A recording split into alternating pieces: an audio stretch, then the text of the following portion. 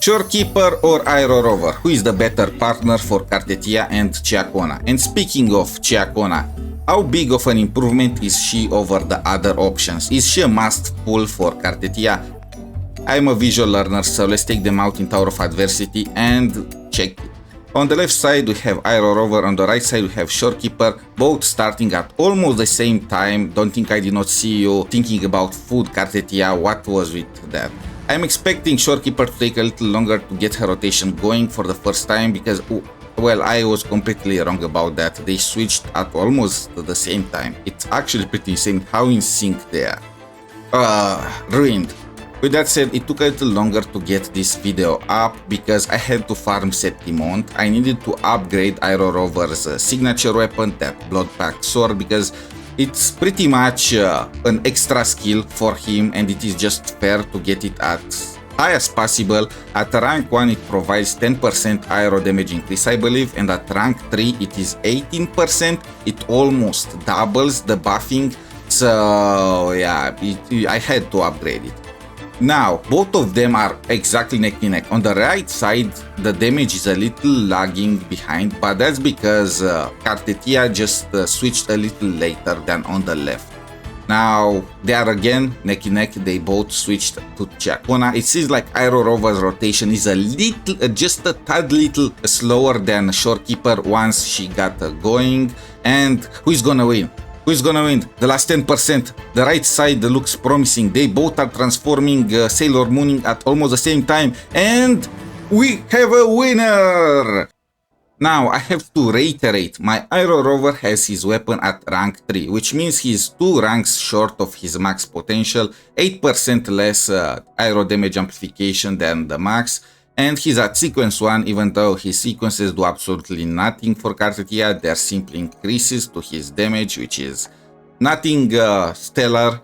And my Shorekeeper is at sequence 0 with her signature weapon, even though, again, her signature weapon does nothing for Cartethyia. She does, though, improve Ciaccona. When taking all this into consideration, Aero Rover is gonna be a tad bit better, in my opinion, than Shorekeeper at max.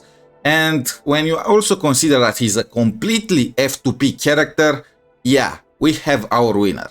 But we are not done yet. Let's see how a team with Ciaccona and without Ciaccona is faring off. You know the drill. On the left side we have Shorekeeper and Aero Rover, and on the right we have Ciaccona solo, because I had to give them a chance, okay?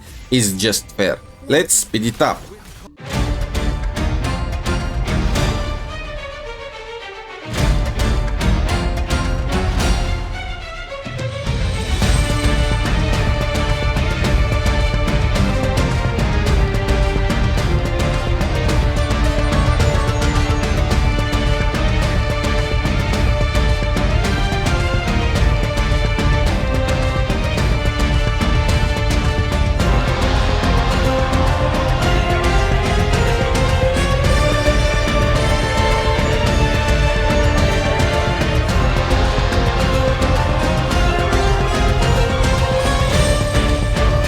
I expected Ciaccona to win, but not by this much. Turns out Ciaccona by herself is just what, 7-8 seconds slower than she and the Aero Rover or Shorekeeper together.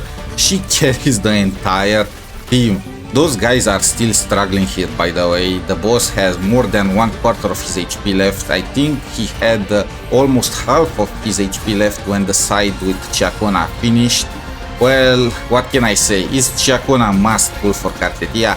No. As you can see, you can still beat the tower with more than 3 minutes left, even without her, even though it's cutting it close.